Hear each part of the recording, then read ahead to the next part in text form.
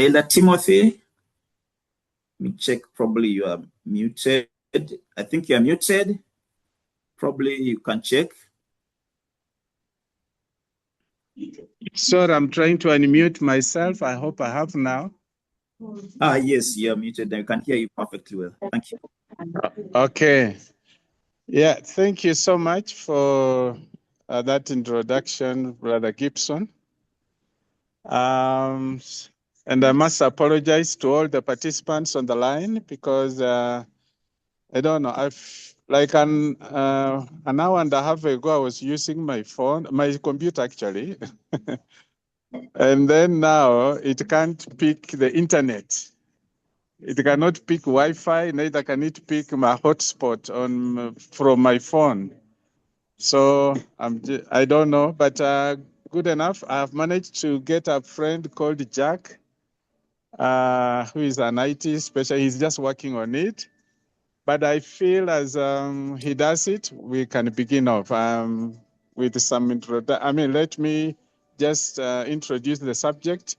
And at the time he will finish, wherever he would be done, then I will pick it up from there, and I can even share the screenshot. I mean the screen, so that we follow the slides as I present. Now, I know the introduction has been done. Maybe the only thing I would add on is that I'm a husband and a father too, to 3 adults actually now. I don't have a baby in the house because my last born is now 23 years old and a university graduate. She actually, by the grace of God, she was employed a few months back, and so now she's also working.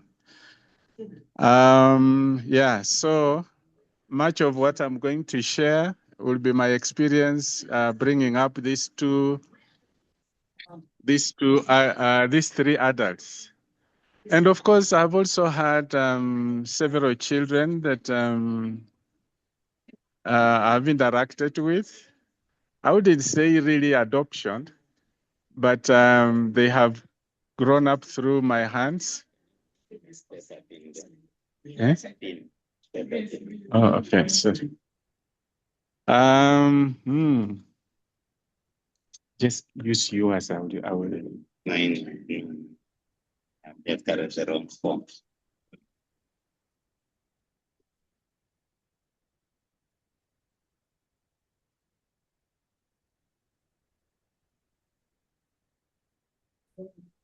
Please, just a minute there. I need to pay some. Yeah. Okay. Yeah. So I'll also be sharing my own experience as a father and bringing up my own kids. We have had a lot to interact with. Now, where does my journey with this issue of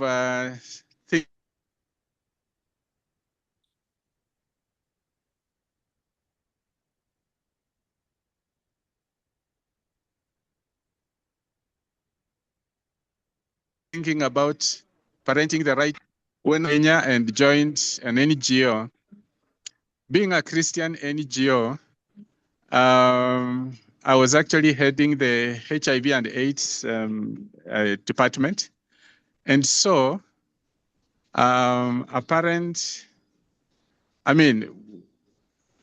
church was our partner. And so we gathered church leaders just to give them some knowledge on HIV prevention and care and support. And in one meeting, a pastor asked me a question.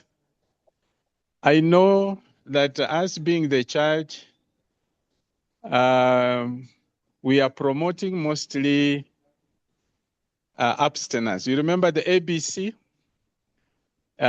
Abstinence, being faithful, and then condom use. Those days it was very early. I mean, those early days to be very specific, this was around 2004. It's actually 2004 when we we had that meeting, and this question came up, and it got me thinking that surely how can we enforce abstinence among the church leaders? I mean, the church-going teens, and even youth. So, as we went about,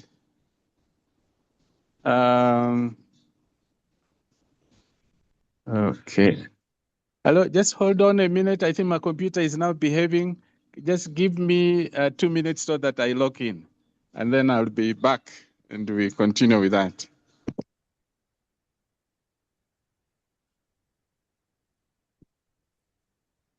So, emails.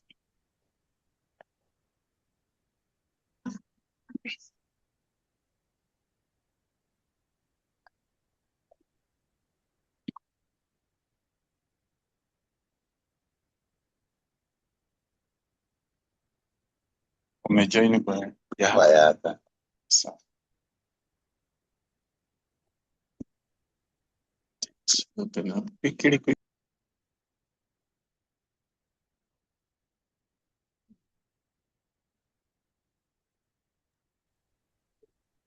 Yes, as we wait for Elder Timothy to come in, as I mentioned before, he was having a challenge with the network connection on his laptop.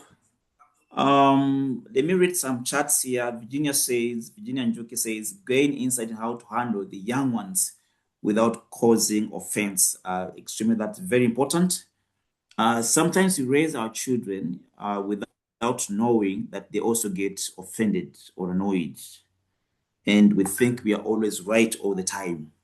Have you ever imagined you having a boss in your company where you work from? And this gentleman or lady every day vexes, shouts at you, never listens to you, and he always demands things that you cannot achieve. It's the same thing with our children. In the same way you view that boss who keeps shouting every day in company, organization where you work from, it's the same way your child keeps seeing you. And because you can imagine, you keep shouting and you keep vexing the child, you keep causing that offense, but at the same time, you need to influence this child and change that child because God has entrusted that child with you. So I think what you're saying, Virginia, how to handle the young ones without causing offense. And these little ones, they'll always go into your nerve most of the time. They'll always annoy you. But that annoyance, it's quite normal. It's like a child who is in class 2 trying to attempt the mathematics concept for class 3 or class 4, and then they fail. When they fail, the teacher should not get annoyed. In the failing, learning is happening. So for us as parents, we shouldn't get annoyed because it's a learning process for those children. So Virginia, that's okay. Grace Kabatangare. Wow. Says to learn how to trust that God made a good choice of me as a mother. Wow, that will never be the wrong choice. It was the right choice. And the little ones you have, the blessings. Okay, you say to learn to overcome parenting from a point of fear. Come on. I think you're going to get that. And I think our Elder Timothy is hearing that in one way or another. Okay, and he'll be able to address this, to learn how to overcome parenting from a point of fear. Okay, so we're going to wait for him. So if you have anything else, drop it in the chat. Drop in the chat as you wait for him to come through. Yes. Drop it in the chat as you wait for him. We bless the Lord that his laptop, somebody is able to work on it, then he'll be able to proceed with the presentation. Can I share my screen? Yeah, be able to share. Perfect. We are able to see you, Elder Timothy. Oh, thank you. We almost there. Sorry. Perfect. Perfect. We thank God that the laptop is coming on. and we should be able to proceed. Yeah?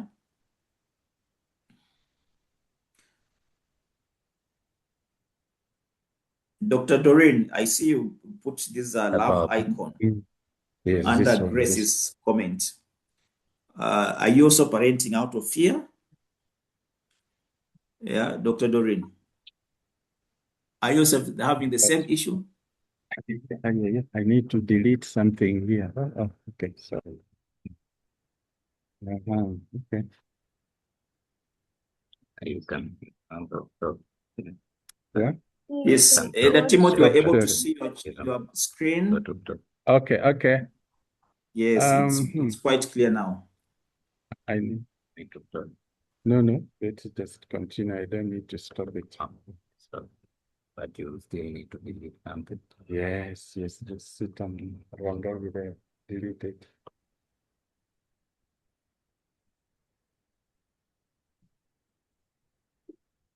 So I have muted you, Elder Timothy, as you do the simple, those housekeeping issue for the presentation. I've muted you, so when you're ready, be able to unmute, and then you should be able to continue.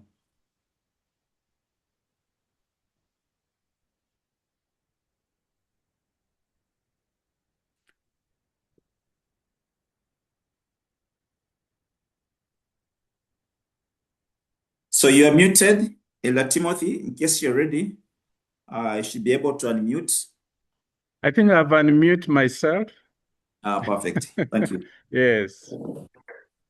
So you can see my slides that I'm sharing? Yes, we can see your slides, but they're not in presentation mode unless you want them that way, which is still okay. Oh, okay.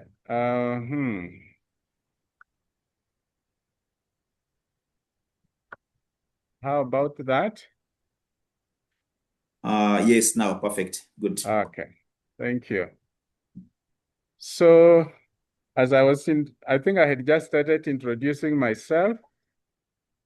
And now we can continue. I did mention about my family. And yes, here we are, a full house, as you can see us. That's my wife, Beatrice. Then the lady with an afro is my firstborn daughter. She's called Mercy. And by the way, Mercy, she wants to join, so I'm forwarding to her the link. And then we have my son, Caleb. And lastly, the last born, the one I said she just is graduated, but now, and recently she got employed. The rest, Mercy is a lawyer. Caleb is a multimedia person who has specializes mostly in sound. And then Kate is a journalist. So it's nothing about me or what I get to do. My wife, Beatrice, is a teacher by profession. So let's move on. And I have a question here. Where and when did you qualify to be a parent? Any quick attempt? Just, it's not really, don't think too hard. It's just a simple thing. If you can say something, then we move on. So anyone who can mute themselves and tell me when and where, and when did they qualify to be a parent? Did they go to any school to be a parent? Or where did they learn parenting to begin with?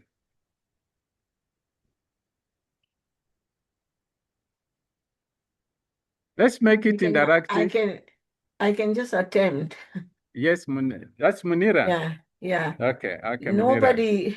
I think you don't need any qualification. Everybody is born a parent because everybody has the quality of nurturance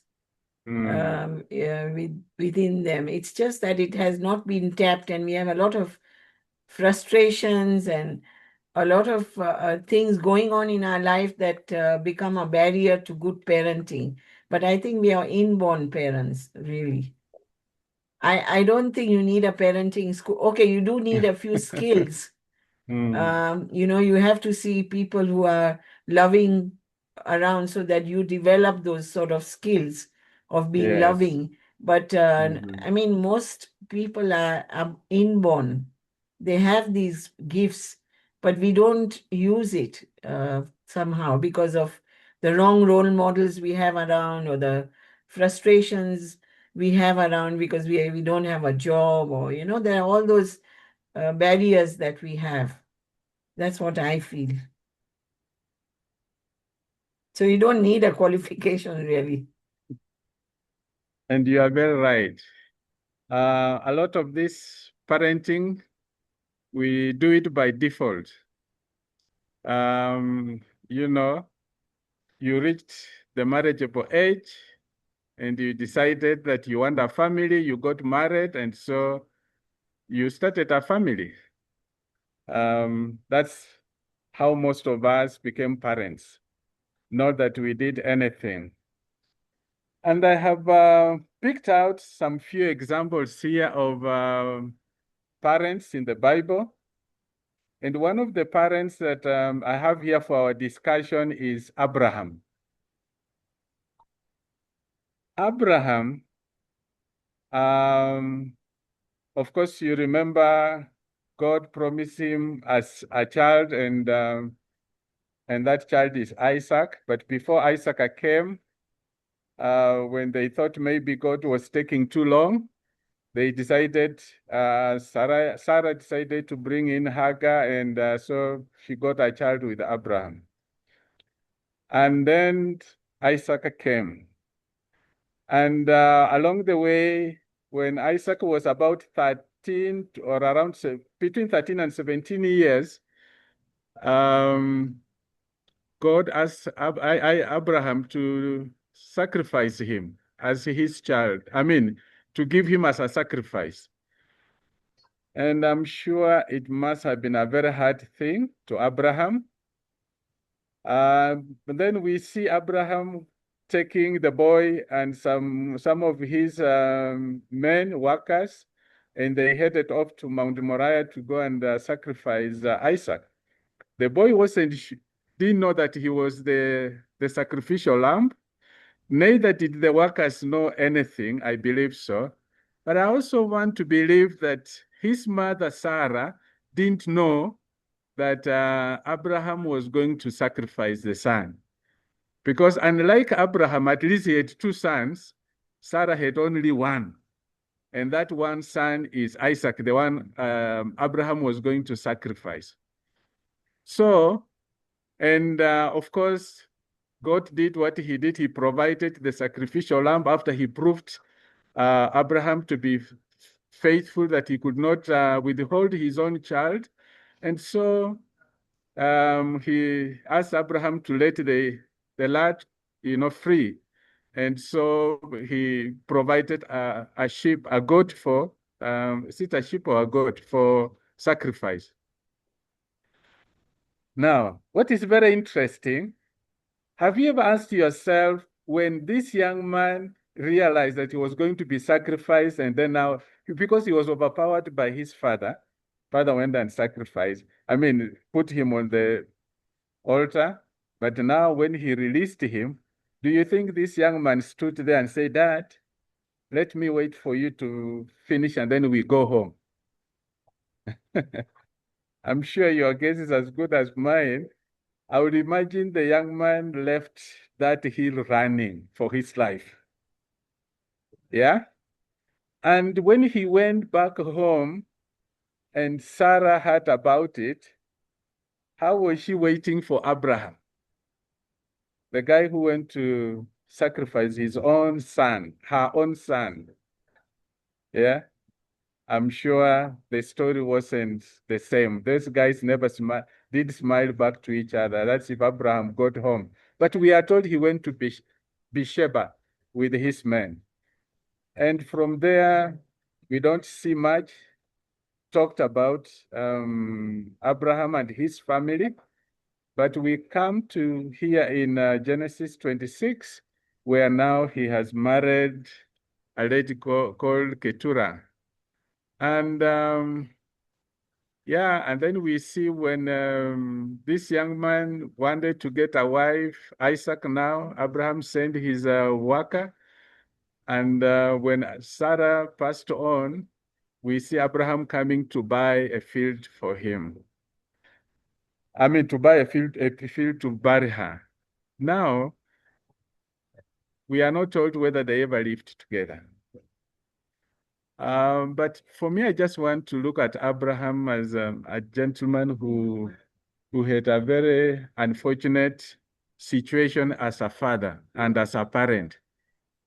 He didn't, even for this young man, Ishmael, he didn't have time to, to bring them up, talking to them and guiding them. No, we don't see that happening much. Abraham was really in an awkward situation.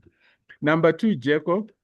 Jacob was, he had many sons, but then again, he had a preference or a liking for this last born boy called Jacob, and he created problems for Jacob. So you can see his brothers got annoyed to a point where they actually sold him out, when they didn't kill him. Now, the issue here is this. When you favor one child within the family, you're actually creating the problems for that child. And also what we get to see here is that,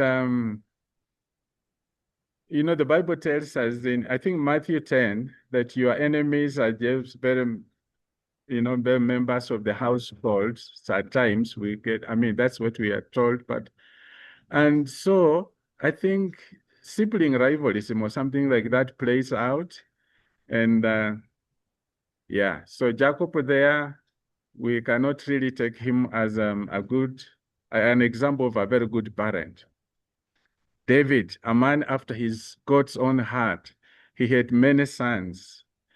But again, in his parenting role, what do we see? Actually, most of his children ended up in a mess or so. So the only child who remains on the line in the Bible being talked about is Solomon. But again, we can't really talk so much about Solomon as a parent because we can see how he got lost, and although he's written and given us very good, guideline, very good, has written some books of the Bible, and so with a lot of wisdom that we get to read. But in terms of parenting, we really don't see him as a very successful parent. Yeah, so if you are having issues, Solomon, you are not the only one. They have other parents also who have had issues. And so taking up an issue to start learning is very helpful. The situations we see out there in the community is alcoholism, smoking, just disobedience, people, children wanting really to break rules. Like here in Kenya now, our schools are having a big problem where strikes, banning of dormitories, things happening. But then the question is why? Why is all this happening? And some of these children is just that, they just want to be heard or they want to be seen. They want to be, to be kind of recognized that they did something. Yeah. Issues of premarital sex. I remember when we started off now wanting to understand why the churches, the youth in the church are so much into premarital sex. In the districts here in Kenya where we did the survey, we actually realized that generally over 56% of the youth we sampled had actually involved themselves in premarital sex. And then here comes, within the church, were about 45%. And no wonder, the pastors had really wanted to find out how can we handle this.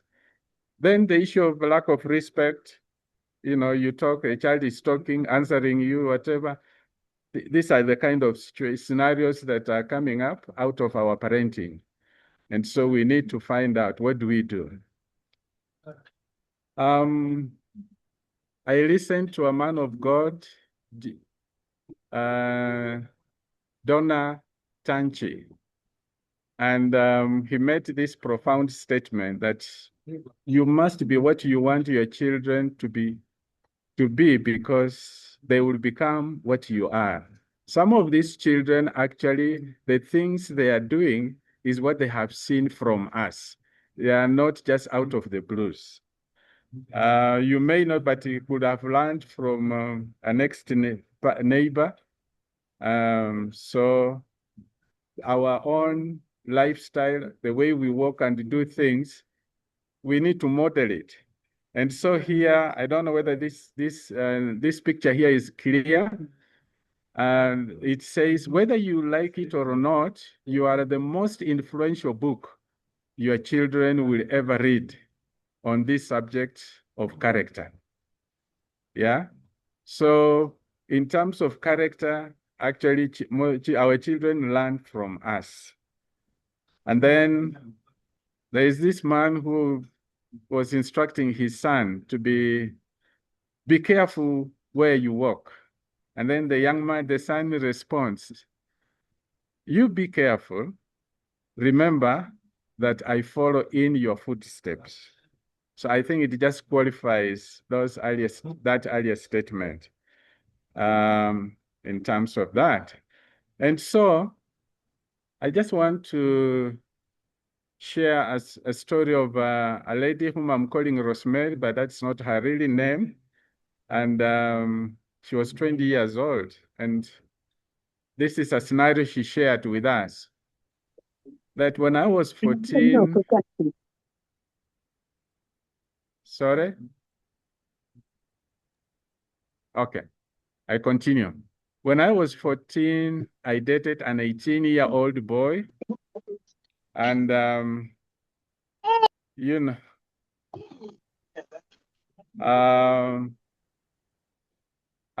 he told me he loved me and he wanted to have me. Wanted to have sex. Then he said, if I loved him, I must have sex with him. And if I wouldn't, he would have to break up with me. What did I have to think? What did I have to think of sex at that age of 14? I knew sex was wrong before marriage, yet I so desired to have a man love me. So here is my boyfriend and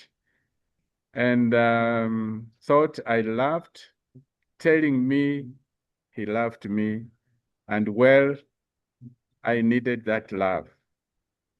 And if the condition to keep the love was to have sex with him, I felt I had no choice. I didn't want to lose my virginity, but I also didn't want to lose the man who loved me. So I finally gave in.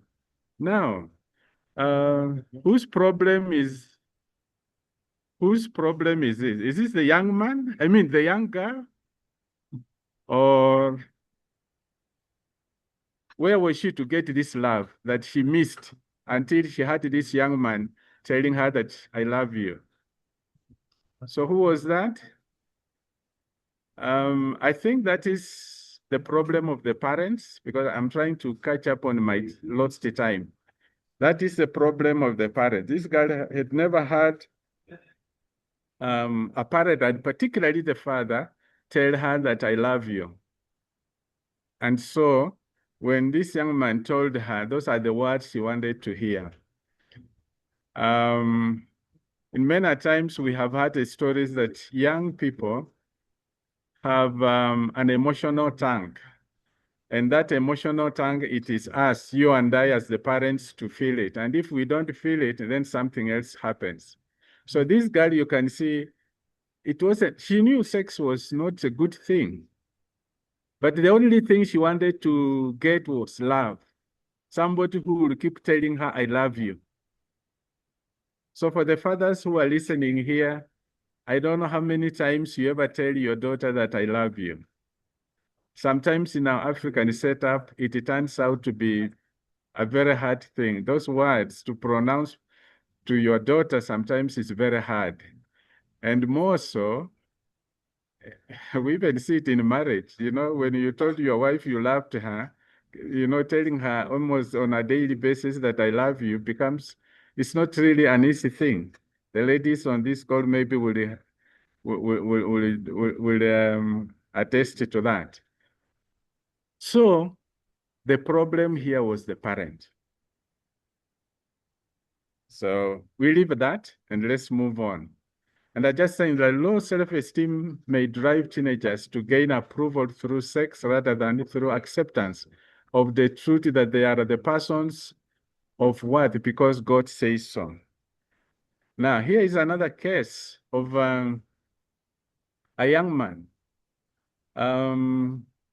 This young man here also falls into the same category like the girl because he wanted attention from a female to prove that he's actually a man, because nobody had affirmed to him that he's, even without a woman, he's still a man. And maybe the things that he did, those are things just from his peers outside there. The ones who have been teaching him, because the parents had failed. They were not teaching him. And so he ends up again in sexual activities or, you know, that physical intimacy with a woman. And he also again ends up into premarital sex.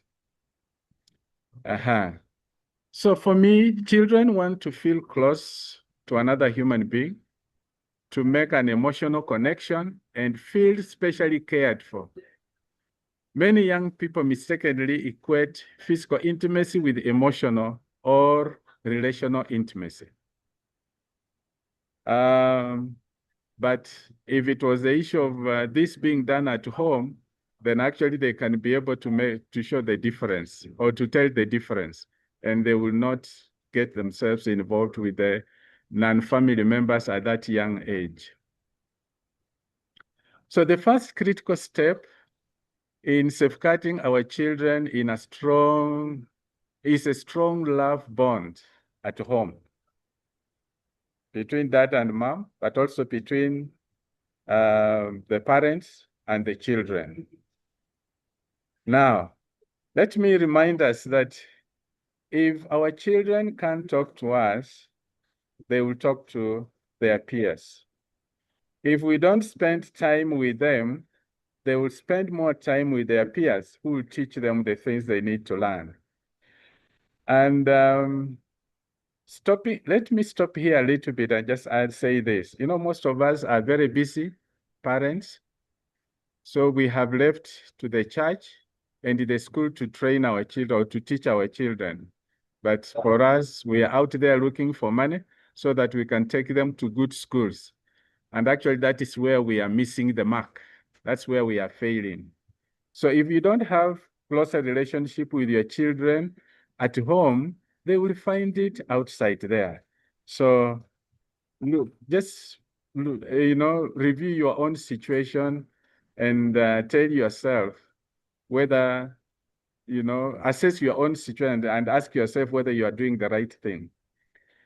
If they don't get hugs from dad, they will get hugs from their peers. If they don't get hugs, you know, mommy's hug comes easily, but daddy's hug doesn't come that easily. And this is something that fathers, we need to improve on. If we don't listen to our children, you know, their peers will listen to them. You know, many times as parents, you get home, particularly for fathers, you say you are tired, yeah? So you have no time to talk to your child. A child comes to ask you something, you say, go ask your mom. Oh, wait until tomorrow. Today I'm so tired. I'm not going to talk to you. We are creating a problem. Teenagers respond to relationships, and that's why they are responsive to their peers, because they are available to them. Now, Yes, I hope I'm going to. I got some questions that were asked, so just allow me to go through. Whichever question will not have been covered, then we can talk about it.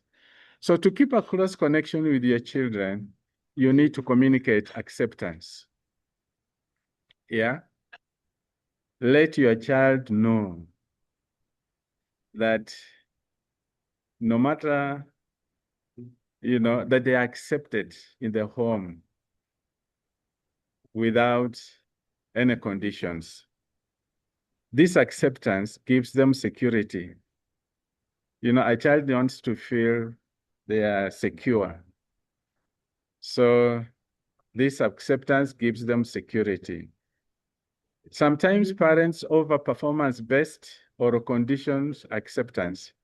That if a child fail in school, as a parent, then you reduce on your love or you reduce on your time with them.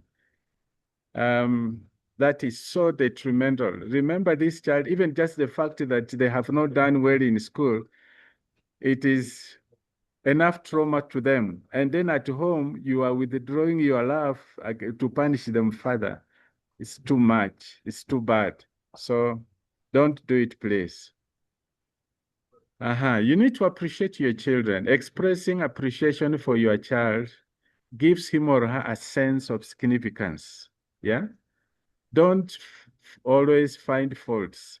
Find something that your child is doing that is worthy of praise. Yeah? And be quick to express it. Just look for something. At least there's something that your child is good at. And, appreciate it. And then, when they know that indeed you are very honest and you have appreciated them, even when you come to correct them, it won't be a hard issue to correct them.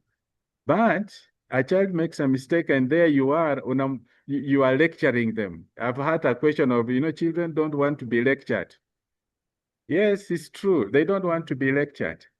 And here you are, you come home and you are screaming at the top of, your voice because a child has done something that is wrong. You totally, okay, it can happen once in a while, but let it not be a daily thing. Find time many times just to come in and appreciate what your child is doing and or what they are good at, what they have done that day that, look for something good there and just appreciate them. It is so good. But also be honest, because if you are not honest in your appreciation, they know. Yeah, they are able to tell whether mom is honest here, dad is honest, or he was in a parenting seminar and he was told to appreciate, then he comes to appreciate me. The child would say, no, that one isn't. And number two, be available to your child or children. When you make yourself available, it gives them a sense of importance and worth. When you spend time with your children, they feel they are important. And where do I always, this is a scenario we always deal with, that, around the weekend, when you check on the social medias, many of us will put up pictures how we spent some quality time with our children out that afternoon, or whatever.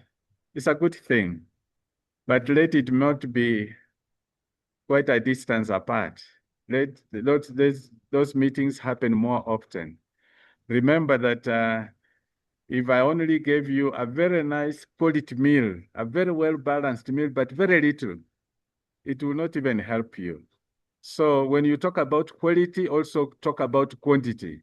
Are you giving them enough time? Are you spending enough time with your children?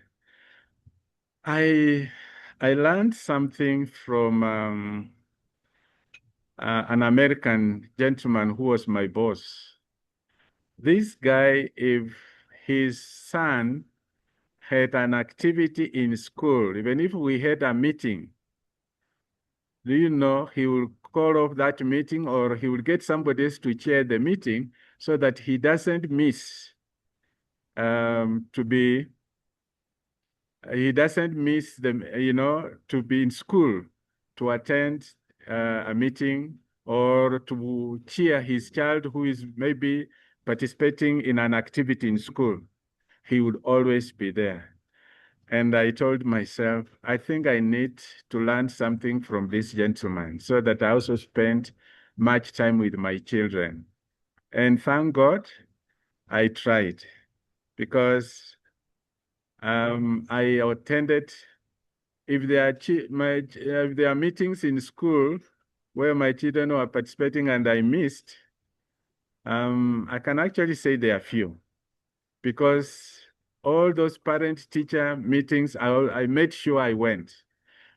Now, for the fathers, I know here is where we also go wrong, because what happens, we only send our wives to go, or the mothers to go and attend this meeting. No, the mother has her role to play, but you as a father also, you have your role to play.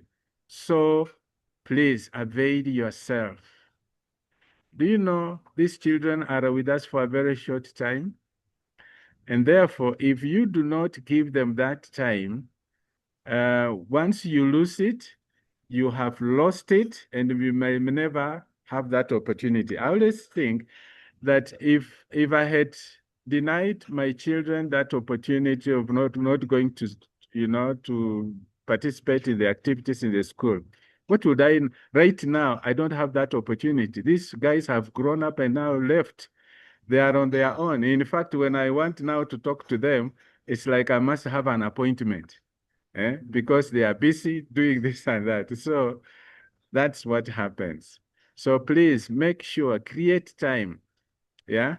One time, when I had just left the government and went to the NGO, and we were very busy fundraising, then my wife sends me a text at 9 p.m. She sends me a text and she says, "Hey, you have now left us for your first family. It looks like your employment now is your first family." I read that statement and, oh, I don't know. Did I even close my computer? I don't think so. I just packed it the way it was, jumped into the vehicle, and went home.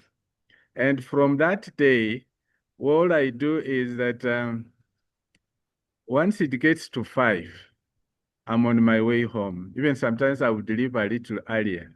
But if I have some work to do, when I feel there's something I must deliver that evening, then after we have had, time and, with the children, and even taken dinner together as a family, as they go to sleep, then I cannot. But many times I discouraged that. I said, whatever it is, let it wait until tomorrow, because sometimes we also waste a lot of time when we are in the office thinking that we will do it later.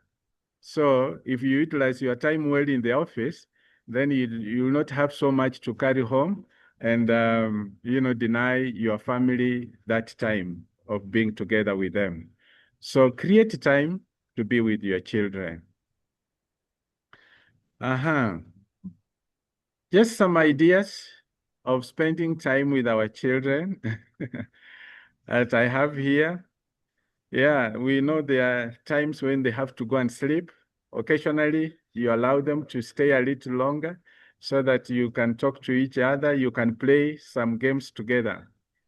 I remember I had a lot of indoor games that we would play, Scrabble, playing the cards and all these other things. I would play quite a bit of it with my children in the evenings once they're also done with their homework. And that is it. So at our time, we didn't know so much about it, these phones, apart from calling and doing a few things. But right now, the phone is so loaded with many things such that you find people spend a lot of time on that. But you purpose to put it aside so that you can listen to your children. Going out for meals with them, many of us, I've seen many parents do that.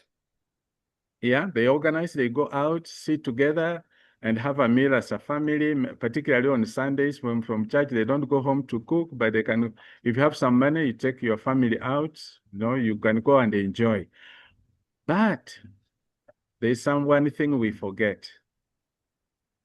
Sometimes these children don't want to go in a group don't make it a group meal all the time. Yeah, you pick up on one child at a time so that you just tell them today, it is I and so we are going to have dinner. As you cook your things, don't include us. So that you can go sit out there, put your phone off, let your child talk to you, ask them about the interesting things. They tell you whatever, they keep talking. As you wait for the meal, ask them to eat what they want.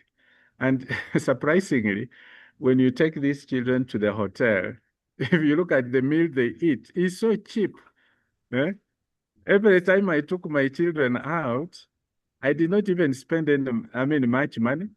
Maybe even at home, I would have spent more because they just go for small things like chips and all this, blah, blah, until you tell them, no, today try this.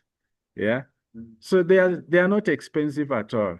And yet you get an opportunity to sit and talk to the child. You see, now you are giving a very personalized attention to this child, and the child feels it. Say, yeah, dad or mom has actually just spared time for me. Yeah. And then another time, make it known so that you are not just doing with one child, and the others know that as you go out with so and so today, next time it is my turn. So when you do that, the children really appreciate a lot. Now, sometimes children test us. That you are seated in your own house and possibly you have friends who have come and you are chatting. And then in the middle of that, you see your child comes closer to you and they want to tell you something. Please stop and give that child attention. Don't say, don't you see I'm talking to visitors here? No, don't.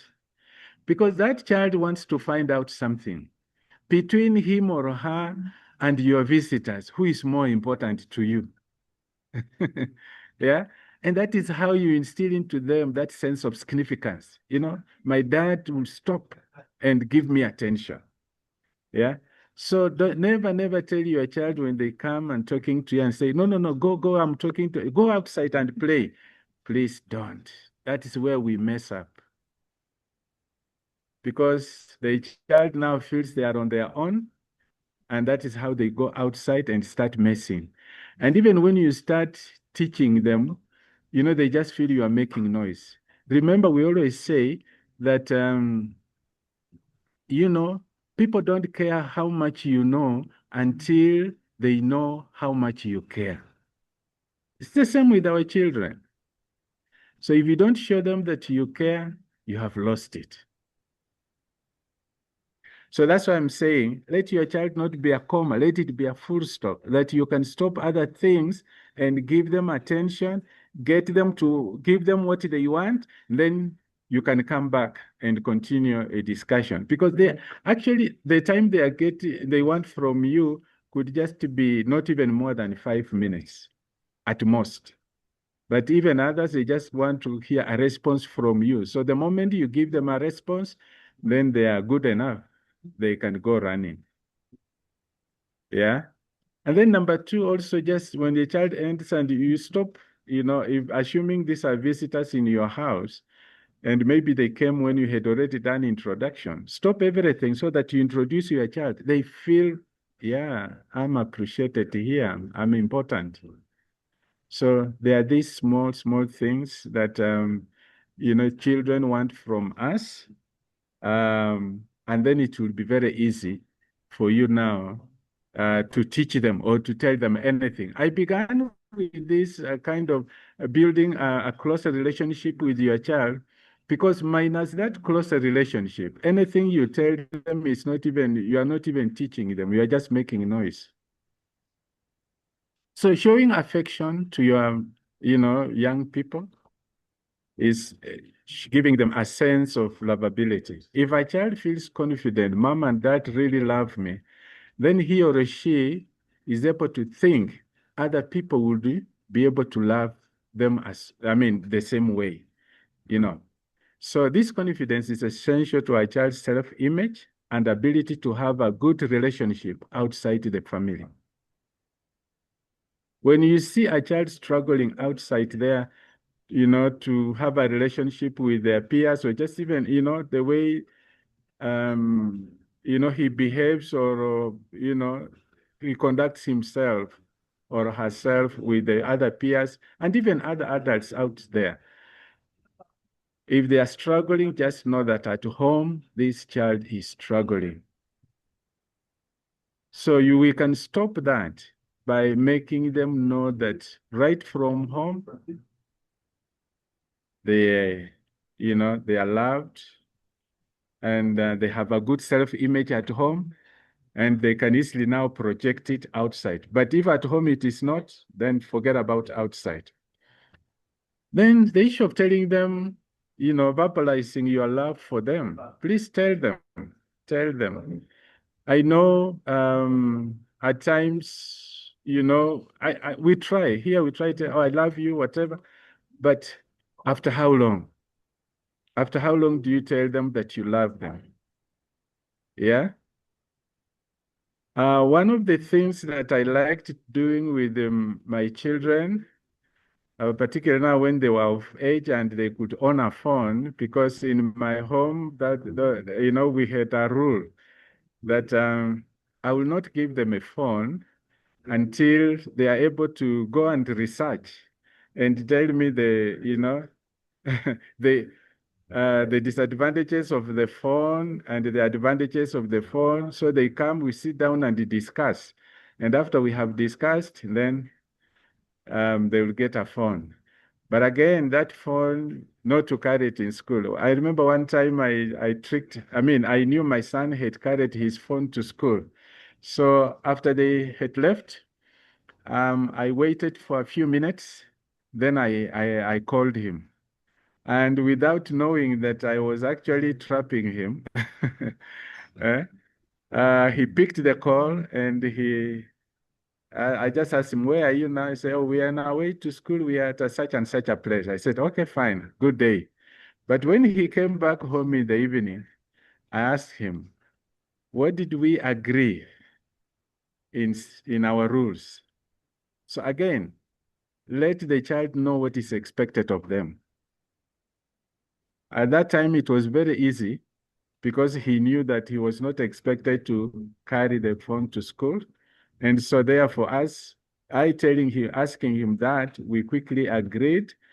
And also the punishment, we had already agreed in advance what the punishment is, because it was one of the rules in the house. And the punishment was that if you misbehave with your phone, then I'm going to keep it away from you for 1 full month. And that's what we did. So the guy stayed for 1 full month without a phone.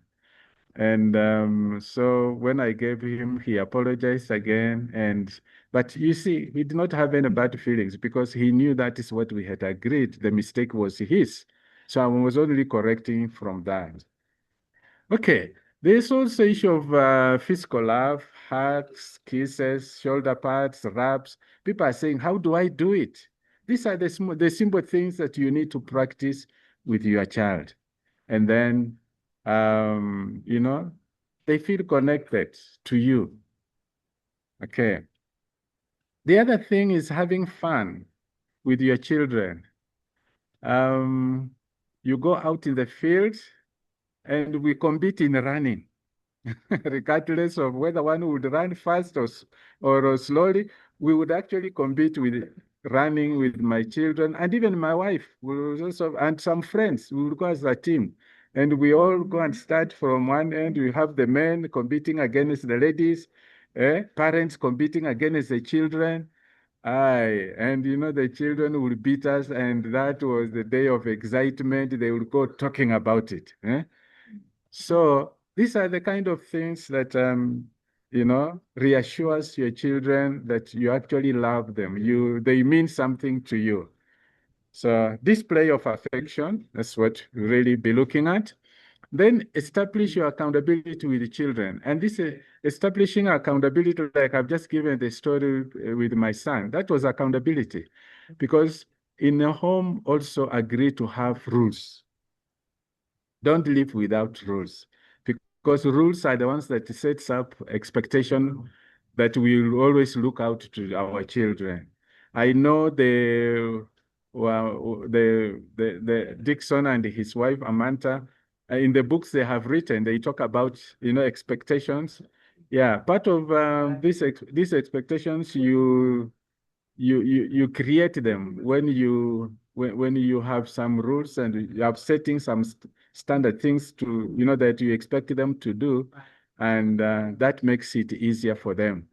So we agreed and set up those rules, and something that really worked for me, and particularly when my children were within the university, because none of them went to a boarding university. I preferred daying or day schooling. So they would go in the morning and come back in the evening. Now, when one of our rules is that when it gets to 6 and you are not at home, then call home and let people know where you are. It's not the responsibility of people who are at home to start worrying about you and they call you because you are still in a jam somewhere. No, it is you who knows what is happening around you, and you know you will be late. So call people at home and tell them, mom or dad, or even call the house guy. At least let somebody within the house know that you will be late, so that you stop worrying about you and thinking, where is so and so? Yeah. So, but these rules, let them not just be for children. In my case, I had to follow those rules. And actually, I made it deliberate. I will call one of the child of my children and tell them, oh, tell mom that I'm stuck in a jam, I'll be late. Yeah. So they were just following suit. Or keeping that rule was not a struggle at all for them, because all of us were doing it. Then, yeah, so then so building your child's self-image, there are these 5 elements that we have just talked about: acceptance, appreciation, availability, affection, accountability, and building into your relationship and making it stronger. Now, somebody asked about the trainable moments. There are times that as a parent,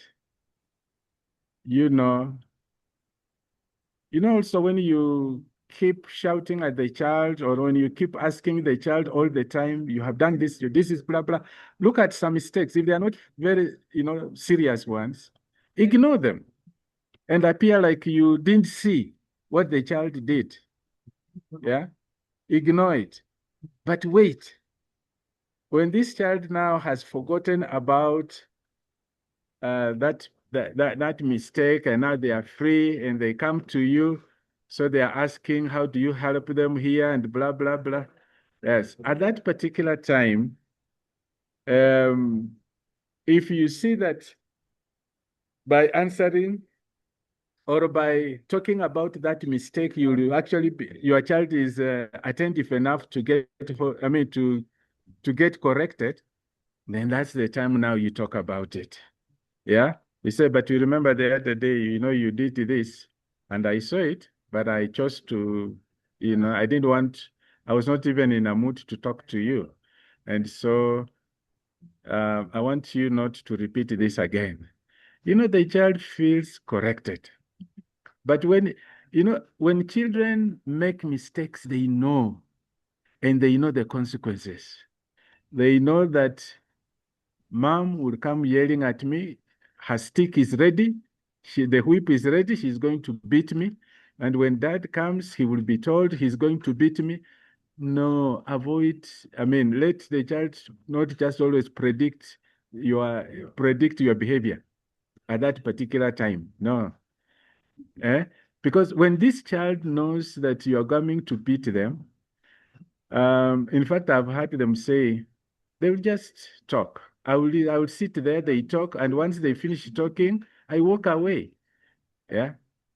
Because whatever you are saying is entering through one ear and leaving through the other ear. Because this child at that particular time, he or she knows that you will make noise at him or her, and they are not ready for that noise.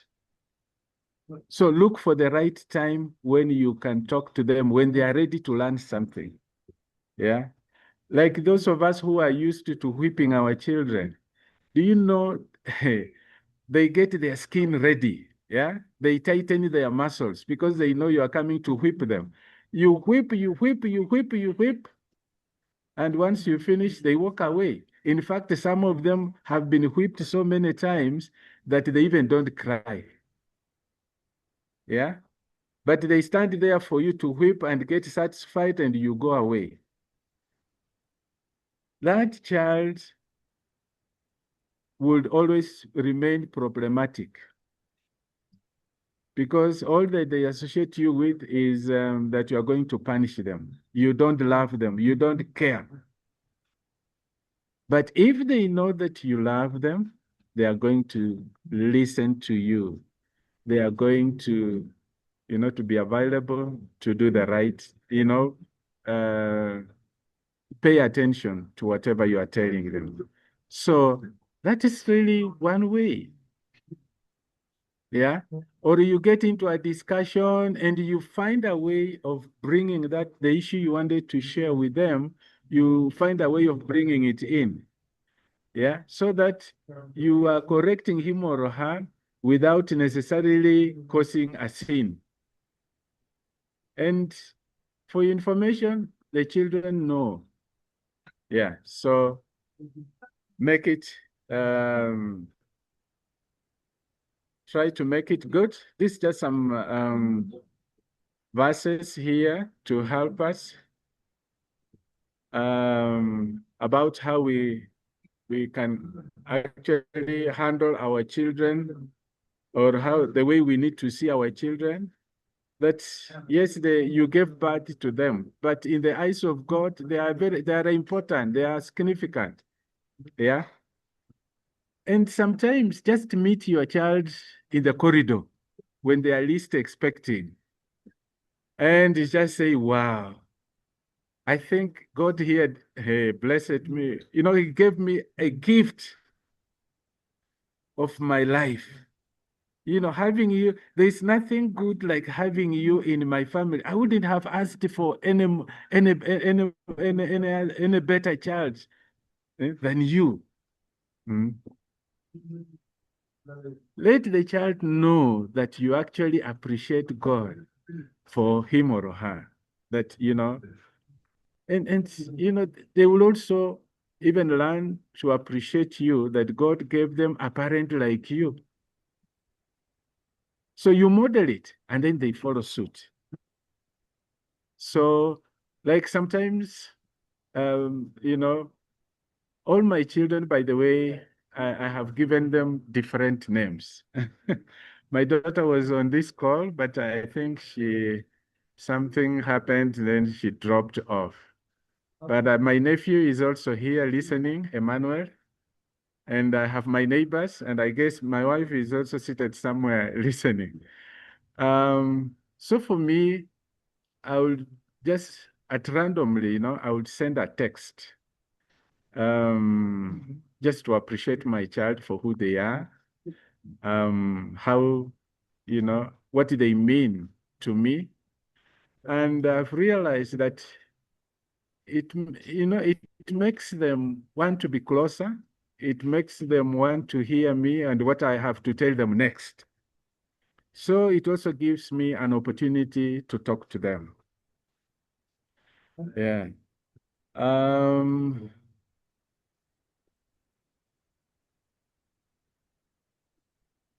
So when the children know what position they hold in your sight and what position they hold before God, even if they went outside there and somebody told them anything, or even abused them, that abuse will not land because they tell you, I know these things. Yeah. For my daughters, I always say that I'm the first boyfriend, and so I up the game so that any young man who will come to, thinking that they will come and talk to them, he must really be prepared. Yeah. Because I will take her to a very good hotel to eat something. I will buy her something nice. So if another person from outside came and say, I'll take you to this hotel, say, oh yes, but my father has already taken me there. I've already been there. So which hotel are you talking about? It actually protects the child. Yeah. My son, the same. Yeah. So that you don't allow, you don't leave your boundaries open so that outsiders come in and start raiding your family with all manner of things. Create those boundaries whereby the outsiders will have difficulties breaking through. Yeah. So I appreciate my children in I look at them and I just, what are they good at? Yeah. When I looked at my firstborn daughter and I realized that, she's very meticulous in the way she does things. She wants to do things the right way. By the way, she's a lawyer. And I think she will make an excellent judge or whatever, one of these days. So she's quite fine, and the way she handles things and her thoughts. And so I appreciated her that way. And actually, I gave her a name that is in line with who she is. And that name is in my mother tongue. That I call her Nanchilula. Nanchilula is refining or having something that is quite fine. And she's happy that she knows that I'm good at having my things done the right way. My son, I even tell him so openly. That guy, if even today God called me home, I always tell him, I know my wife and my daughters and their children will be in safe hands because that guy can really take good care. He's actually in many ways he's better than me. Yeah? So and I always say the girl whom he will marry will be a very lucky lady because this is a guy who is so caring, a guy who will not rush into doing things. So I call him a shepherd. And because from where my wife comes from, there is the name a shepherd sounds much better. So he's called Maidia. And so I call him that, and he feels good. Then the last one, in the way she was doing her things and just coming up, I just started appreciating her as a leader, as a princess. And I actually gave her a name, Kakisi, from somewhere in Congo, where it means a princess. And,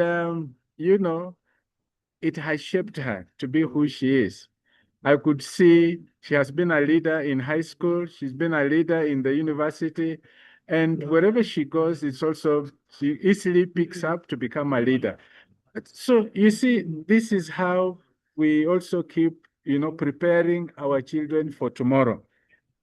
Don't just look at a child and all you are calling them are funny names. You abusing them, calling them other things. It's not good.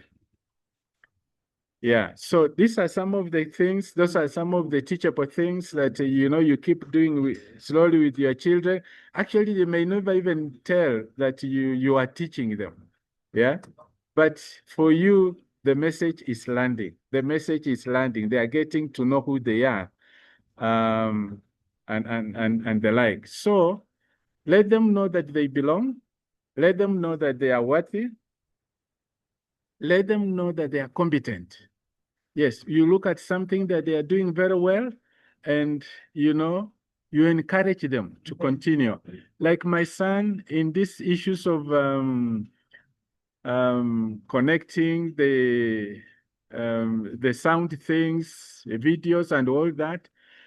I actually noticed it when he was 10 years old, that we would go to church and he would always sit with the musicians, and he used to help them in arranging, connecting all these things. And I encouraged him to continue.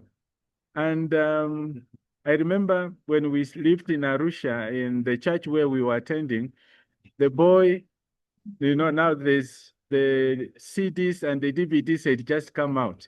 He would record a sermon, and by the time we finish the service and come out, he has already burned CDs that he's selling.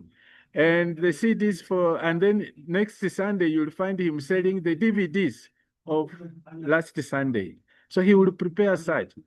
And, the pastors just took him as one of the ministers. So you look at something that your child is good at doing, please encourage them to do it. Yeah. And, that child, you'll be drawing them out from the peer groups and bad company and bringing them home where they are safe and they are well protected. Listen to their dreams. What can you be? And the like, like I've been challenging my children. I say, now, if you are looking for a master's, I already have it. So I want you to beat me, to do something else. So they are still thinking about that. And I believe they are still learning and they will continue to learn. So prepare your children for tomorrow. These are some of the things that we actually need to know. That's very important in building your child's self-image. And then the skills of listening. Your child needs to know that actually when they talk to you, you are listening. Yeah. And these are some of the, I have some of the, we are going to some practical steps of listening. But here is this, particularly the adolescents, they are very sensitive to your feelings, whether it is acceptance or rejection, they are very sensitive. So please, as you deal with them, help them to get the right thing that you mean. Don't leave it such that they can start, they are not very sure whether you are accepting or you are rejecting. Yeah. So be careful with that.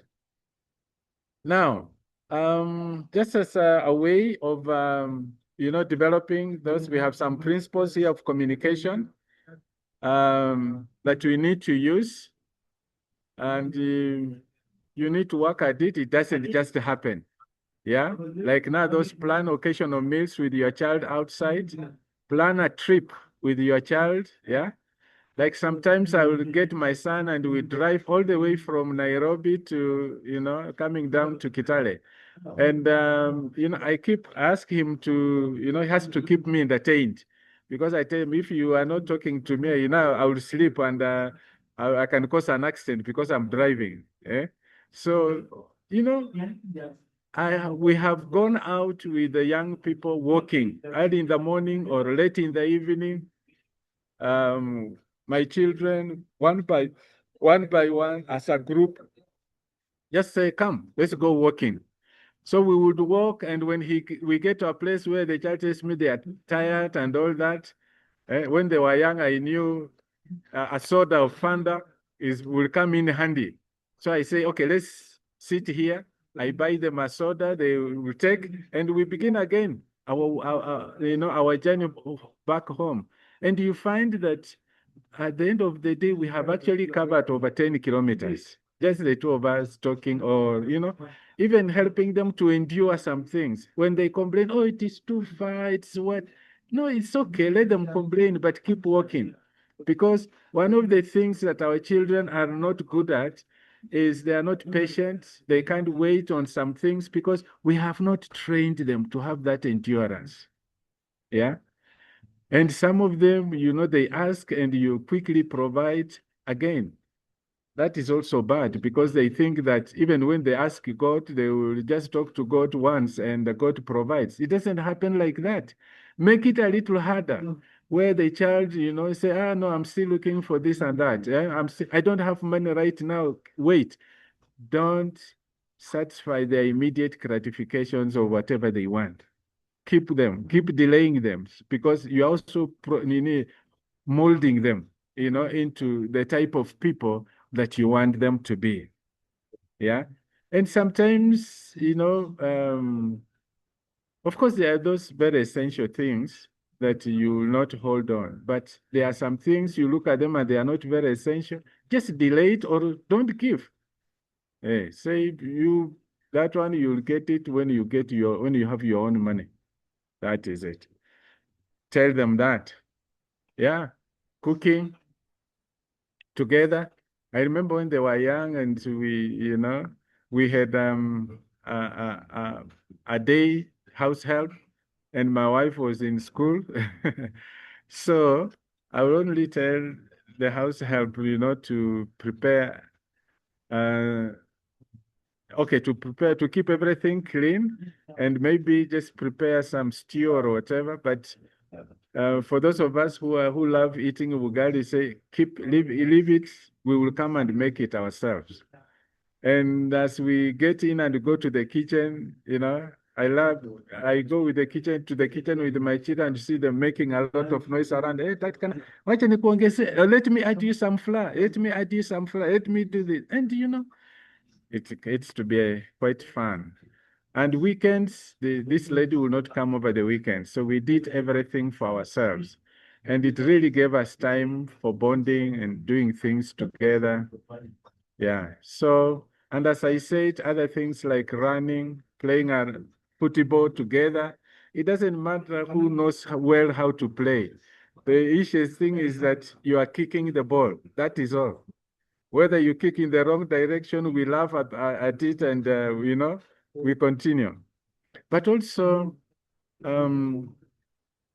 try to get your children's opinion on something that you want to do, involve them, and let them give their suggestions.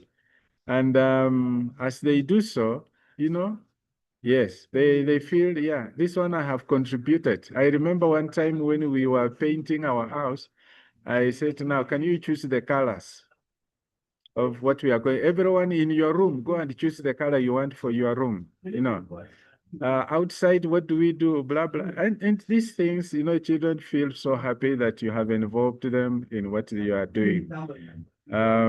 So they really get to appreciate that. As you listen to them, respond. Then just stare at them. Say, oh, I see. Okay, can I repeat what you have just said for better understanding? Ask for more information. What do you mean here? You said this thing and I didn't get it. So can you explain to me a little further? Yes. Now you are engaging them and you can really keep going together. Okay. You can also just use a leading statement that, hey, you seem to be quite excited about, this event. You have really described it to us very well. That one is good. They feel happy. Rephrase what they are, statements with. And when you rephrase that, do it with some emotion, some feelings, yeah, so that they can also get, quite involved. Now, remain silent when your child is talking. Yeah. Let not the child be talking and you are talking to another one from another corner. No, don't do it. And if you must talk to somebody, just excuse yourself and say, please, just hold on there. Let me send so and so to get me something. Then we continue. Then you are doing the right thing. The child feels happy and he knows that you are interested in what they are saying. Then avoid those statements of calling your child stupid. You don't know what you are saying. Eh? That one, you are destroying that child. You are not killing them, but you are destroying them.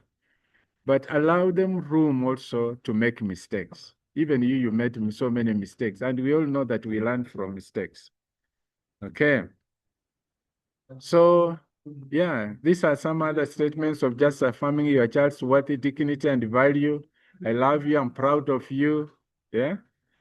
The other day I was with my son, and he has been out working very hard. And I just called him. He was about to leave the house. He had come to see us. He doesn't stay with us, but he had come to see us. Then I called him and said, you know what? He's called Caleb. Caleb, I'm so proud of you. I like what you are doing. And please keep it up. I know God will bless you. And once you say that, the guy, you have given him enough energy to take him the whole week. Yeah. Because he knows that he has a backing at home. He knows there's somebody who stands in the way for him. I mean, who is there for him. Yeah. So these are the kind of things that we need to keep telling our children as they continue to grow. So I think I'm just looking at time because it's coming to 9 o'clock. Maybe I would rather these other things. I'm just reinforcing what I have already discussed. So I wouldn't really, but it's something that I want to talk about. That don't make your child. I mean, you share your feelings in a good way. Yeah. I mean, first of all, don't suppress your feelings. Let the child know that you also have feelings. Yeah. But as you do it, don't make your children guilty. Yeah. When you vent your feelings on your child, like when you say, you make me angry. No, just say, I'm angry. Don't tell your child that you make me angry. Don't tell your child that you make me so sick. Yeah. Don't tell your child that, I can't sleep just because of you. No, no, no, no. If you are not sleepy, just say, I think I have an issue bothering me that I'm not sleeping well. But don't blame it on the child. Yeah. Because once now they feel that, they are making you suffer, they will be always very guilty. And that even stops communication between the two of you. You want to say something, but they are not ready to listen to it because they don't want to see you suffering. They don't want to know that they are making you suffer. But find a way of correcting them without necessarily loading them with your feelings. Yeah, so explain things, don't make assumptions, talk nicely, use the right tone, and your child would listen. Yeah. It becomes, frustrating in a relationship when you assume. So we avoid that. Yeah. Then as as your children grow up, don't be so rigid. Start compromising on some issues, particularly the ones now. This is a person who has been to school. They understand what they are doing. So I'm not going to stand in their way. Or now this person has grown up. So you don't want to handle them like you are handling a baby. And that is very important for your child as well. Let them know that. Now, I think this is part of, the things that I've just shared. And I think I'm just coming to the end because some of these issues I had already talked about them. I think with that, I can now stop there. And maybe because of time, maybe take a question or two as we come to wind up. And thank you so much. I believe you are listening.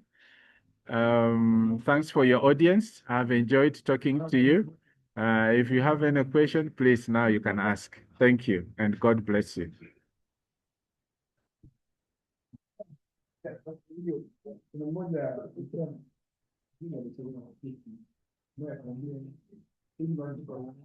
Yes, any question that you have? Thank you so much, Elder Timothy. That was indeed from the personal experience in the journey of raising a child who, in the best kind of parenting the right way, based on your personal journey and experience.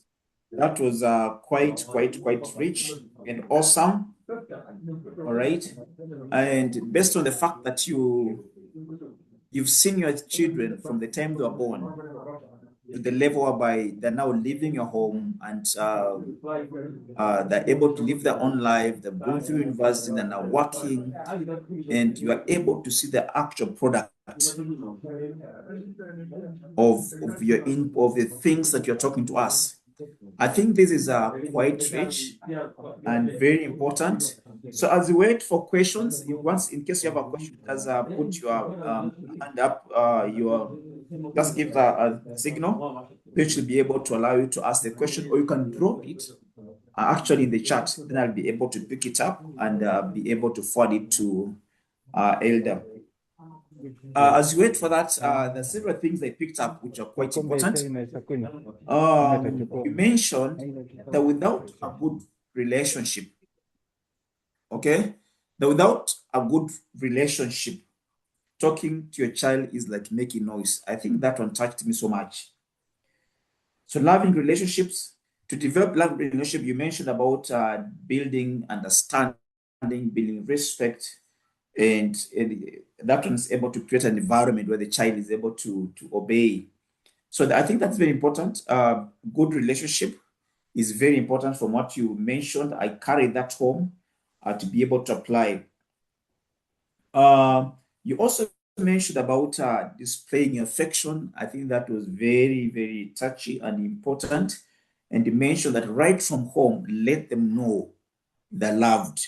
And on this one, you brought up the point of many children ending up in relationships and sexual relationships because they're looking for that thing in the heart. We talked about the emotional bank. And when it's empty, not filled up from home, they have to get filled up somewhere. And so it all goes back to the parent. Okay, you also talked about displaying your affection. Specifically, you talked about things like hugs, like kisses. I was wondering, how do I kiss a man? Or that's a hard one. But at least there must be a way you can give a peck on the hand, wherever. But you went ahead to talk about shoulder pads, rubs or head strokes, which are very critical, as you mentioned. And these things are easy to do. Usually, probably, we just need to overcome ourselves, as you mentioned, so that we're able to do them. They're not hard. It's just probably our mindset, our mentality. I mentioned one last thing you mentioned here that really also you mentioned here. You talked about you've asked your children to help you be the best parent you can be to them by asking them to point out your weaknesses. I think this is humility, and I think it goes a long way so that the children also know that you're not a Superman, but you also have weaknesses, and the general parenting you're also learning. And I think that is extremely very critical. Now, there's a question here from Pamela. How do you motivate a child you know is performing below their potential and not applying himself? That's one question. How do you motivate a child, you know is performing below their potential.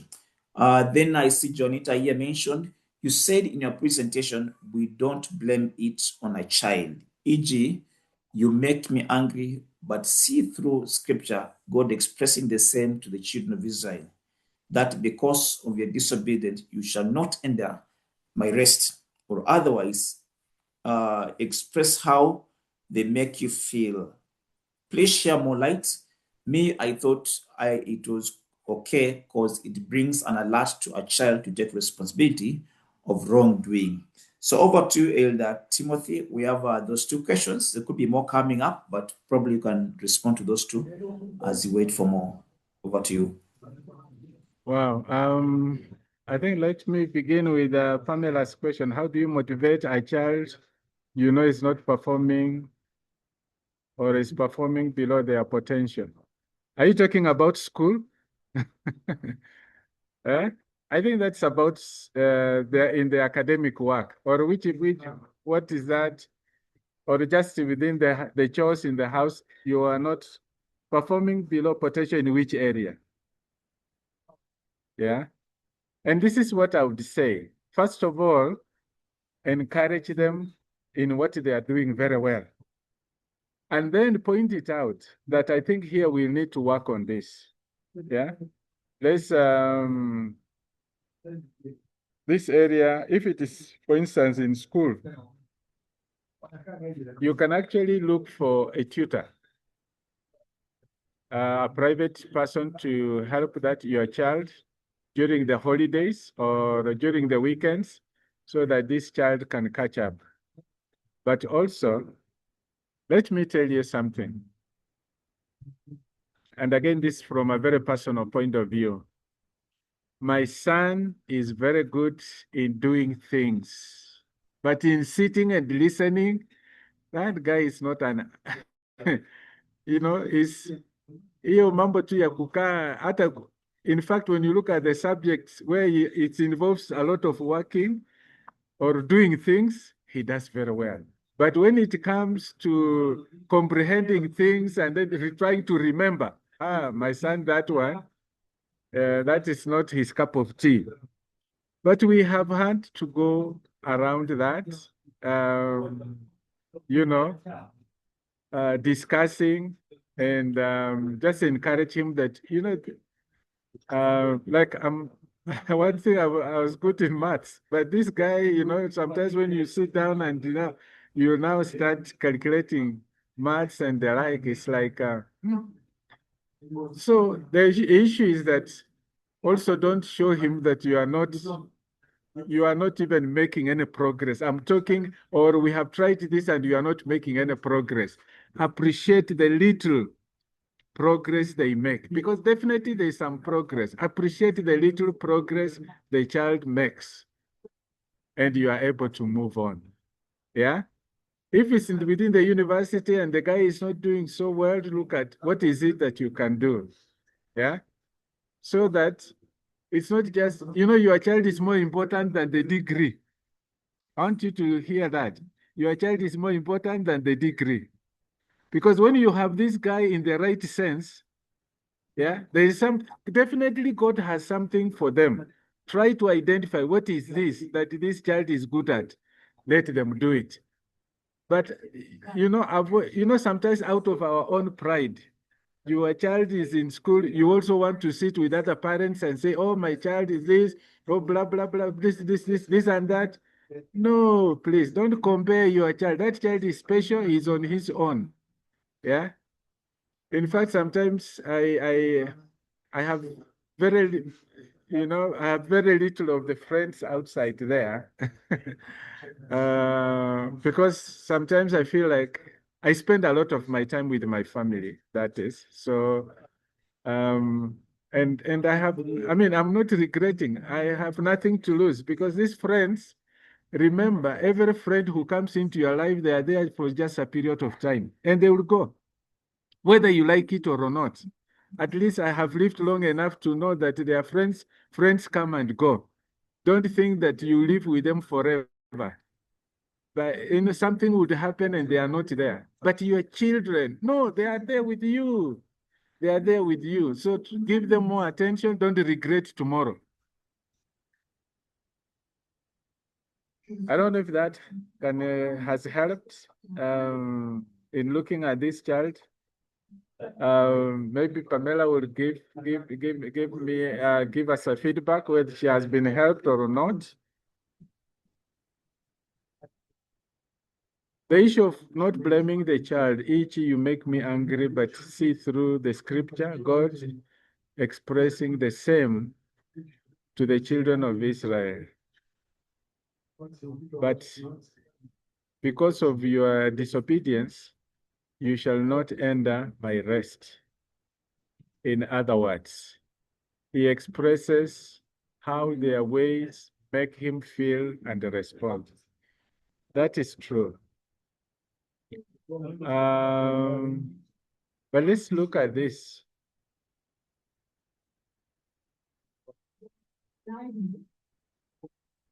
Look, that statement, just look at it again.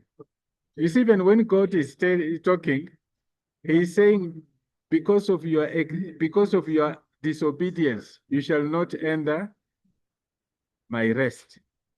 Yeah? But again, how many times do you see God maybe expressing or blaming, the people on how they make him feel? You see, he's just saying that it's just like he had given us expectation. He had set rules, what we need to do. Then the disobedience comes in. Then you say, because of this, like now I was giving you the issue of my son's phone. Yeah, I just took it away. And then when the period elapsed, I gave him back. So God is not saying that you are making me feel this way. He's saying that because of your, So he's not putting it on them at all.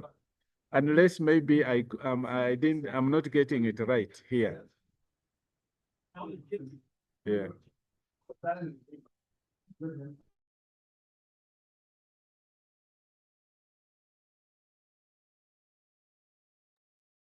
Yes, I think he was trying to respond to what you had mentioned, not to make your child, like you make him not to sleep, like blaming your child that way. Okay? I think generally that's what you meant. And I think you're trying to compare it with the Bible, that God also blames the children of Israel for their disobedience. And he tells them, because of your disobedience, you will not enter his rest.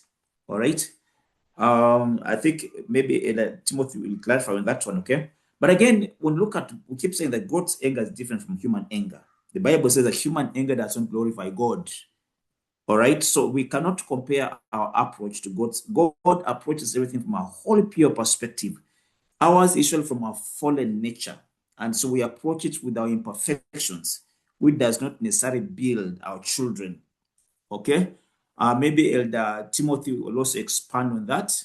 Everything should, as he mentioned before, that we should do everything from good relationships. Elder Timothy, there's more question here. How do you help some parents understand that venting anger and using demeaning language affects them emotionally? There's that question there for you, the Timothy. Okay, then there is another question. How do you discipline in the event of repeated disobedience, from Alan? So Lois asks, how do you help some parents understand that venting anger and using demeaning language affects them emotionally? And how do you discipline in the event of repeated disobedience? Alan also brought us another question. Would be a pleasure to listen to one of your children's experience very briefly. I'm not sure if they are online, but Timothy will be able to clarify that. Pamela said, I've been helped. How do you parent? Regina Rukenya says, how do you parent under how do a parent undo the parenting gaps in values that they did not instill into the children during the childhood to teenagehood? Platform for fresh calls that are now affecting them in the adult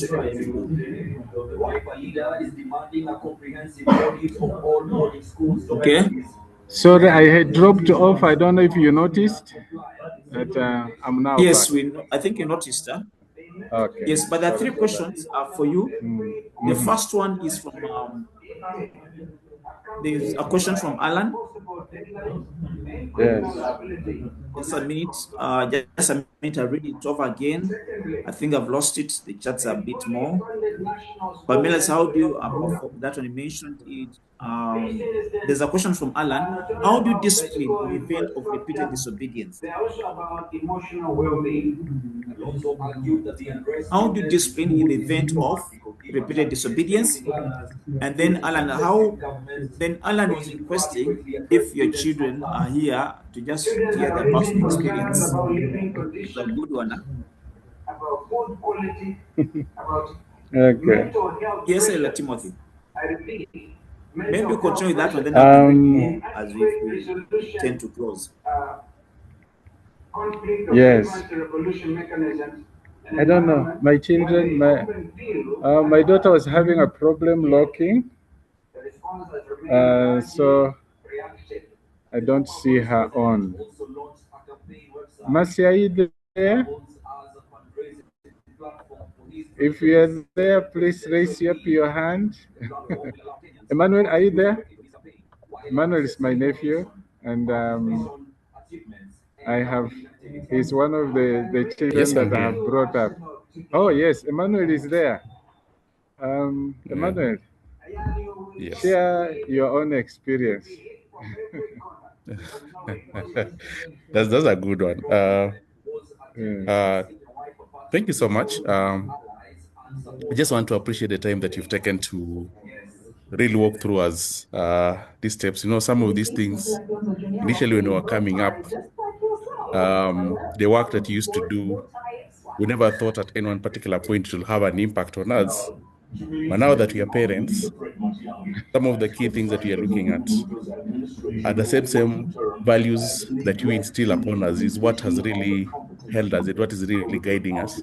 And I think if there is any one thing that I really want to appreciate, especially now having been brought up and seeing what you model us to be, I think the very first thing, you know, we are dealing with a generation right now that's really struggling to really go to church.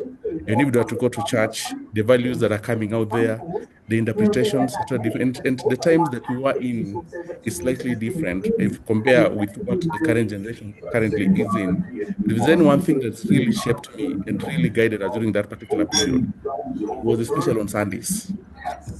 On Sundays, you'll never leave the house and leave anyone at home. It was all of us at the time of going to church, all of us in that particular vehicle. And if there's any one of us who doesn't have transport, then we all have to be supported to go to church at that particular point. One of the key things that I really remember and looking back really guided us to where we are right now is the spirit of evening devotion.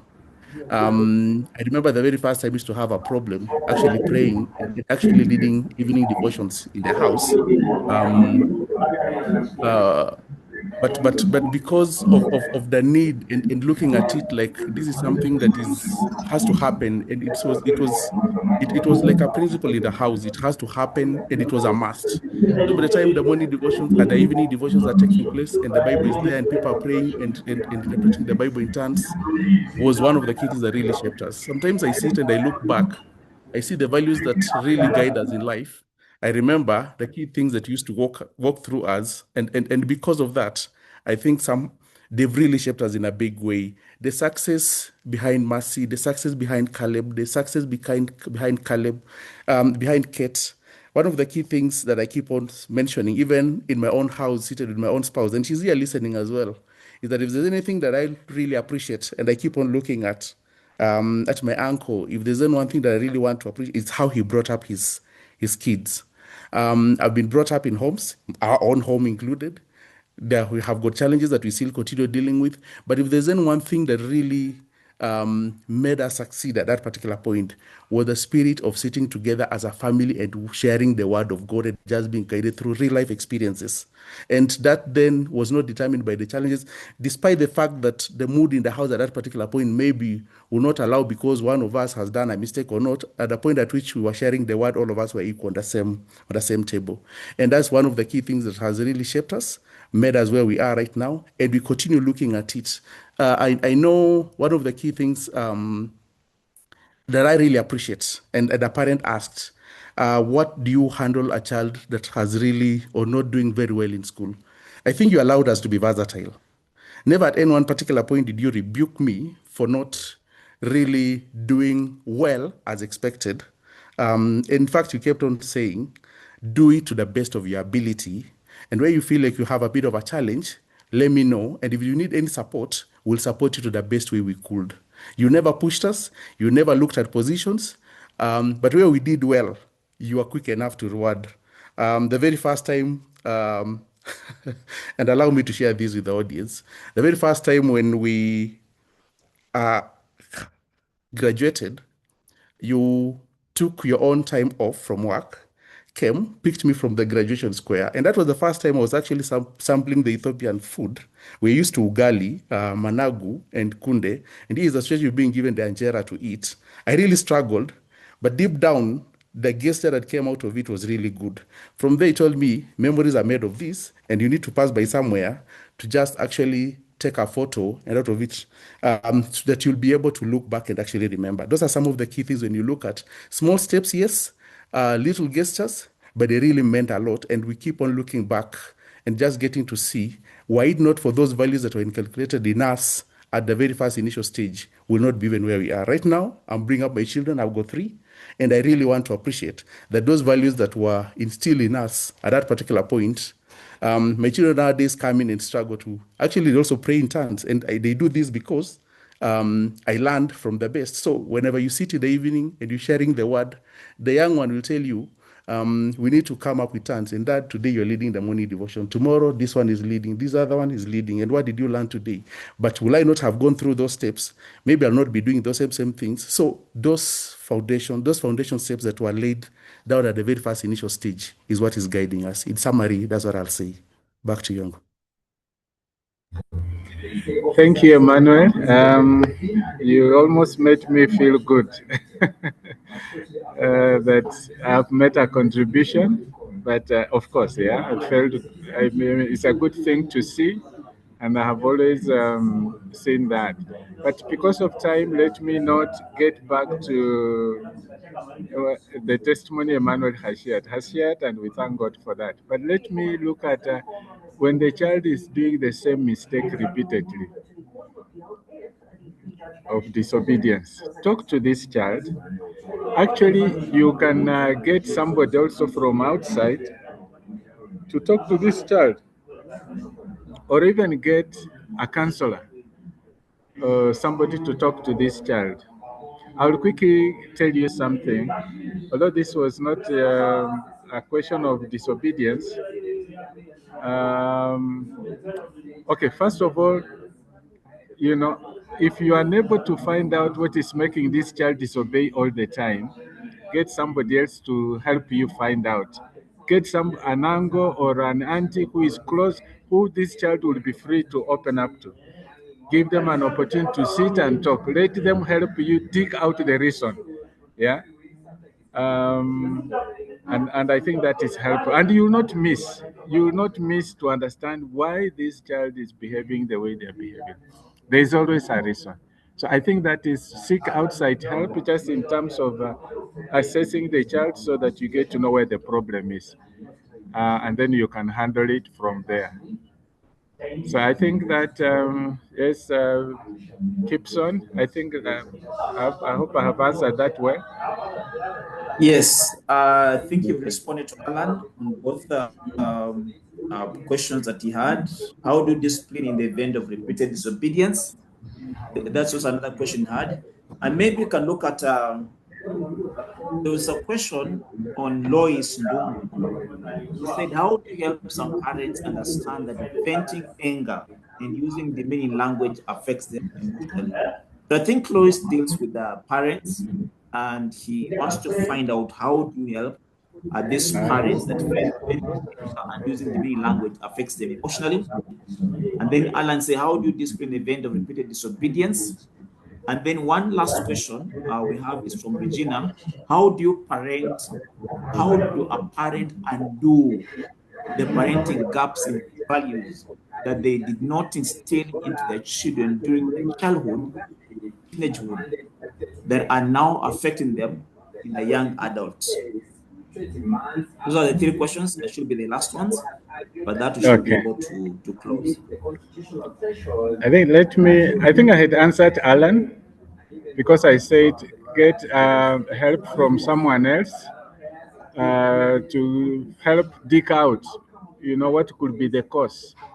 Let that child, there's something they are trying to, to express. There's something they are communicating rather that you, and maybe it's just that they have not told you. But I'm sure if you know somebody they are open to, and they dig out, they will help you understand where the problem is, and you can actually deal with that once and for all. The issue of Lois in terms of getting the parents. Lois is my good friend. Hi, Elder Lois. We have worked together, and Lois brings me some very difficult children. Like there's one who wanted to commit suicide because the girlfriend, um, I think, had now left him to another young man. Who they all know each other, and I have worked with that young man. In fact, last week, I gave him a call and we talked over an issue, and he's so happy now. He's out of that. Now, the issue that I still also want to get, because besides my own children, in the church we have had a system of mentoring the young people. Ladies mentor the girls, and the men we mentor the boys. And one of my mentees, he called me crying, saying the mother was ever yelling at him and all that, saying all. So I took time and actually went and met the two of them. So first of all, decided to handle the problem. I asked, what was the boy's problem? So we talked about the boy's problem. And then, so when I turned to the mother and I said, but you see, in this case, it is you who is a problem. Because you came in, you know, you are annoyed, and, you started throwing words at your son. And he also got the guts of answering you back in a high tone. So now, when the two of you talk like that, you cannot really get to. And again, the words you spoke to your child, they are not the right words. Yeah. Why would you call your child, stupid, or why would you um, tell your child that you are so rude, you are not even listening to me? I mean, you don't have to express that. Find a way of putting it, and look for a language.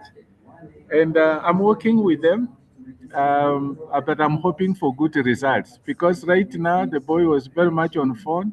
He's no longer on the phone. I actually even gave him some storybooks to read. So now, after his homework, he can now start reading storybooks, not so much on the media. Yeah. So you give them an alternative of what, if you don't just tell them, I don't want to see you on the phone, give them an alternative to the phone. I think that one will also help. Thank you. Was it the last one? Was which one? Have I answered both?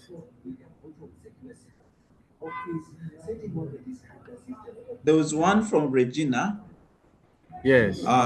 She mentioned, how do a parent undo parenting gaps in values that they did not instill into the children during their childhood to teenage, that are now affecting them in their young adulthood?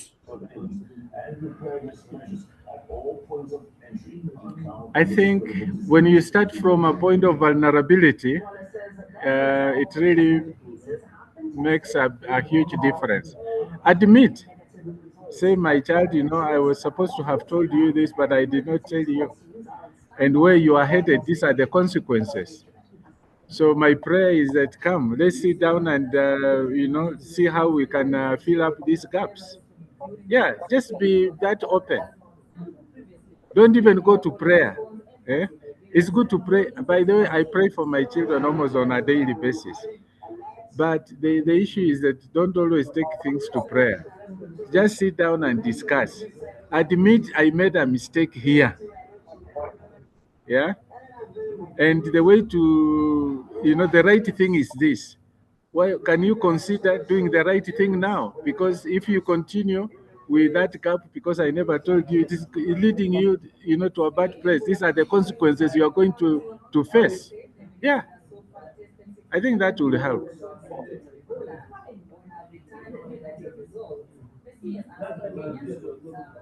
Hi, Gibson.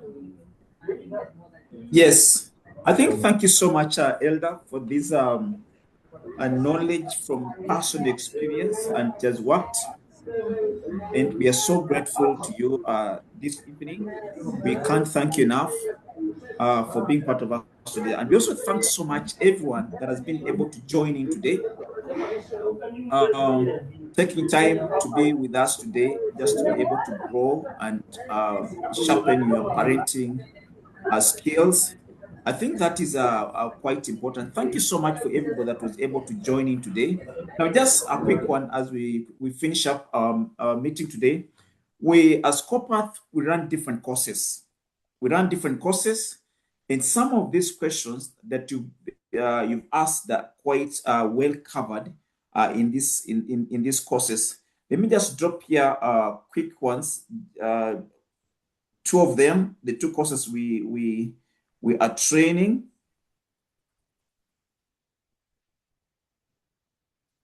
Yes, here are the two courses that are currently on. Allow me to expand so that you're able to see. Yes, these are the two courses: handling modern day parent challenges, and we are handling training you as a parent to handle most of those issues that could be coming could be issue of addiction to social media, could be the issue of laziness, aspects of diligence, values, all kinds of issues that arise from modern day parental experiences. We're able to cover them in these courses. If you're able to join in, we started last week, but this week we are still allowing people to join in because we just covered one class. It'll be a great moment and opportunity for you to learn. You're also doing a values-driven parenting. A course is a certification course, also takes about 12 sessions. Quite critical because you're building a community of people that can work with in this area that God has revealed to us as a method and as a framework to be able to support parents in raising a modern day child. So there's a values-driven parenting coach, which is on tomorrow from about 7 p.m. to 9 p.m. And then handling modern day parenting challenges on Thursdays 7 p.m. To 9 p.m. You can always get in touch with us. The numbers are here. And also there's a link. Get in touch. We'll be posting these details on the main group. We've been able to share the link to the main group, and then we should be able to get in touch. Then we shall be able to share more. But to encourage you, raising a child in today requires a skill and ability to raise that child, and by God's grace, we'll be able to come up content to help you be able to do that. Otherwise, our time is so much gone, and we need to conclude the meeting. I want to request one person to pray for us. I will ask, maybe I'll ask Munira to close for us this session, and then we'll meet again. We'll be having another session next Sunday, same time, same place. We encourage you to create time to be able to join in. Yes, I'll ask Munira, if you're there, kindly close for us with a word of prayer.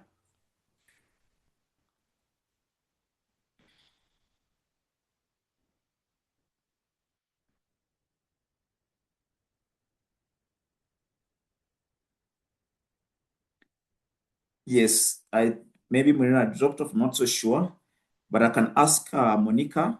Monica, kindly close for us with the word of prayer.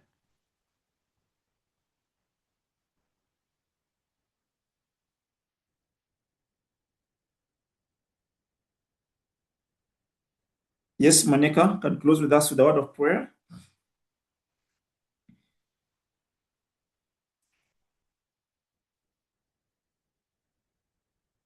Maybe Monica is also, she's muted, but Sorry, I think I missed what you said. Kindly repeat. I was saying that you pray for us, for us with the word of prayer. Okay, all right. Let us pray. Father, Lord, we want to thank you. We thank you for this evening. We thank you for our time well spent. Lord, we pray that you continue guiding each and every one that has fed into what we have learned. And we are praying, oh Lord, that for each and every person, every parent that has listened in, oh Lord, whatever they have learned, oh Lord, whatever we have learned, we pray that we'll be able to implement it. We commit our children and all those that you have put under our care, that all the knowledge that we have acquired, oh Father, we'll be able to put it to good use and we will raise godly seed in Jesus' mighty name. And as we go to sleep, as we have the week ahead of us, bless our hands, guide us, protect us, cover our coming in and going out. For in Jesus' mighty name we have prayed.